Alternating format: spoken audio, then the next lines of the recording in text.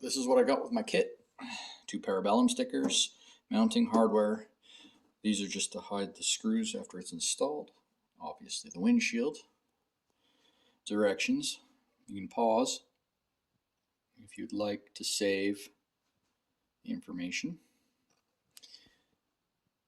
And there's a cutout which helps you line it up. Parabellum doing a little bragging, which is fine. Although one has to question, well, if it survived the entire scramble season, is that because the windshield's badass, which I think it is, or did the people that were running it know how to ride and just didn't really test it because it never really hit the ground? Who knows? I don't know. The tools you'll need: drill, 1/4 inch drill bit, 8mm wrench, large Phillips, regular Phillips. All right. Large Phillips undo the 3 Phillips that hold on your factory fairing. All right. I cut it out with scissors. I cut out the holes with a razor blade carefully. Now, you can see the reason these holes look really, really bad is because when I used a Sharpie to fill it in, obviously the paper turned black, and on camera it looks like I screwed up, but no, it's perfect. I'd use tape to hold it in place, otherwise it's a bugger. And I wrote top on both sides of this piece of paper because it's this orientation on this side, but when you switch to this side, the underside is the side that'll be facing out, okay? And the top is a square end, the bottom is a pointy end, but I write top on the top just so you can't accidentally drill holes in the wrong spot.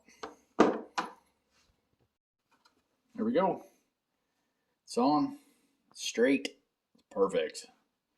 Now I used calipers to mark out the little black, the Sharpie, and then I used a small, tiny little drill bit, and I drilled right up against the line in the Sharpie I made with the calipers in order to make sure they were exactly the same distance from the edge of the plastic, right? So I stuck the caliper in that crease right there, marked there, the edge there, kind of straight on, and then I made it, it's perfect. The pre-drilled holes with really small, and then I did the 1/4 inch holes through there, and then cleaned up the burrs, put these on. I will say with this, when you're doing the bolts up, do the bottom 2 first, just finger tight, and then put in the top 2. If you try to do the top ones first, the bottom ones only become way more difficult. All right, let's put her back on the bike. There we go. It's about 8.5 inches from the top of this to the top of this. And it is absolutely perfect.